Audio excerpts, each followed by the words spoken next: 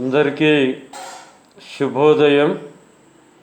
ఈరోజు నేను రాసినటువంటి తెలివిబాల శతకంలోని కొన్ని పద్యాల గురించి తెలుసుకుందాము.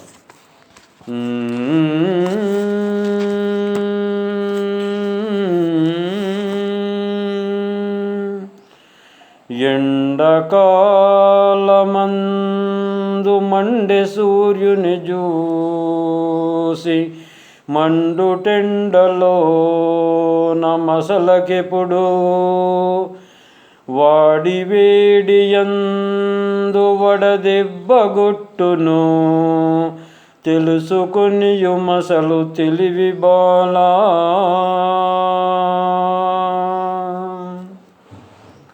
ఎండాకాలంలో ఏప్రిల్ మే మాసంలో అధికంగా ఎండలు కొడుతుంటవి. ఈ అధికమైనటువంటి ఎండలలో తిరగడం వలన ఆరోగ్యం దెబ్బతింటుంది. ఉదయం వేళ 10 గంటల లోపు, సాయంకాలం 4 గంటల తర్వాత తమ పనులను చేసుకోవాలి. కానీ మిట్ట మధ్యాహ్నము పనులను చేసుకోవడం వల్ల, ఎండలో తిరగడం వలన, తారు రోడ్ల పంటి తిరగడం వలన ఆరోగ్యము దెబ్బతినే అవకాశం ఉంది. ఓ తెలివైనటువంటి బాలలారా, మీరు మీ పనులను ఉదయం 10 లోపు చేసుకోండి, సాయంత్రము 4 తర్వాత చేసుకోండి. కానీ ఎండలో తిరగకండి. ఆరోగ్యం దెబ్బతిని వడదెబ్బ కొట్టి అనారోగ్యం పాలయ్యే అవకాశము ఉంటుంది. నమ్ముచున్నరనియు కమ్మగా దినుచుండి అప్పు చేయవద్దు నదికముగను అప్పు కుప్పలైతే నాగమౌను బతుకు తెలుసుకొనియు మసలు తెలివి బాలా.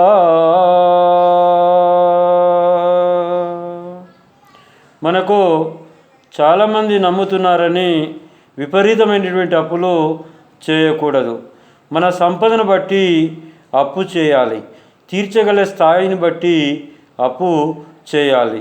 అప్పు ఎక్కువైనప్పుడు మనము ఆగమయ్యే అవకాశము ఉంటుంది. కాబట్టి ఓ తెలివైనటువంటి బాలలారా, మీరు మీ స్థాయిని బట్టి అప్పు చేయండి. అధికం అప్పులు చేయకండి. మీ సంపదను బట్టి అప్పు చేయండి.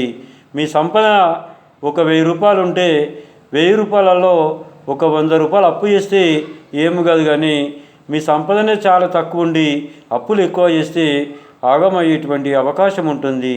కావున ఓ తెలివైనటువంటి బాలలారా, అప్పులు అధికంగా చేయకండి. చదువు వలన మనిషి సంస్కారమును బెరుగు, చదువుకుంటే మనకు సకలమబ్బు. చదువు నేర్చుకునియు సాధించు మెన్నియో తెలుసుకొనియు మసలు తెలివి బాలా. చదువు వలన మానవుడు అనేక విషయాలను తెలుసుకోగలుగుతాడు, ఎన్నెన్నో సాధించగలుగుతాడు. చదువుతో పాటు సంస్కారాన్ని కూడా పొందగలుగుతాడు. అందువలన ప్రతి వ్యక్తి కూడా ఎంత కష్టమైనా ఇష్టపడి చదువుకొని జ్ఞానవంతులుగా ఎదగాలి. చదువుతో పాటు సంస్కారాన్ని కూడా పెంపొందించుకోవాలి. అటువంటి వ్యక్తి సమాజంలో బుద్ధిమంతునిగా, నీతిమంతునిగా వెలుగొందగలడు. నల్ల రంగు జూసి నవమానములు లొద్దు, నలుపు తెలుపు గూడ నగును సమము. నల్లరేగడందు తెల్ల జొన్నలు బండు తెలుసుకొనియు మసలు తెలివి బాలా.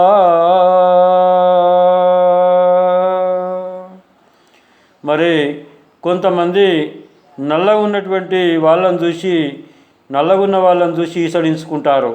వాళ్ళను చిన్న చూపు చూస్తారు. కానీ రంగుతోటి పని లేదు. నలుపు తెలుపు అయినా ఎరుపు అయినా అందరూ కూడా సమానమే. వ్యక్తి యొక్క గుణానికి, మంచితనానికి ప్రాధాన్యత ఇవ్వాలి. కానీ రంగును బట్టి ప్రాధాన్యత ఇవ్వకూడదు.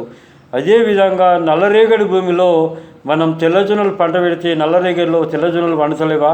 అదేవిధంగా నల్లగా ఉన్న వాళ్ళకు కూడా తెల్లటి సంతానం కలిగే అవకాశం కూడా ఉన్నది. కాబట్టి నలుపు తెలుపు రెండు కూడా సమానమని భావించాలి. దున్నపోతు వంటు దురుసుగా మాట్లాడు బోతు మాటలనుట రీతిగాదు. దున్నగలదు దుక్కిని చక్కగా తెలుసుకొని యుమసలు తెలివి బాలా.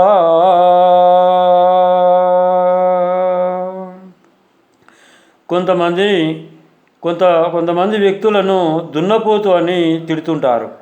కానీ దున్నపోతు అని తిట్టడము సరి అయిన విధానం కాదు. దున్నపోతు అంటే పనికిరాందని వారి భావనలో తిడుతుంటారు. కానీ వాస్తవానికి దున్నపోతు పనికిరాంది కాదు, అది వ్యవసాయానికి ఉపయోగపడుతుంది. దాన్ని దున్నపోతులతో నాగలు కడితే మంచి పంటలు పండిస్తుంది, అది కూడా మంచి పని చేస్తుంది. అది కూడా బాధపడుతుంది. ఓ తెలివి తక్కువ వ్యక్తిని, మూర్ఖుణ్ణి దున్నపోతు అని తిడితే ఆ దున్నపోతు కూడా బాధపడుతుంది.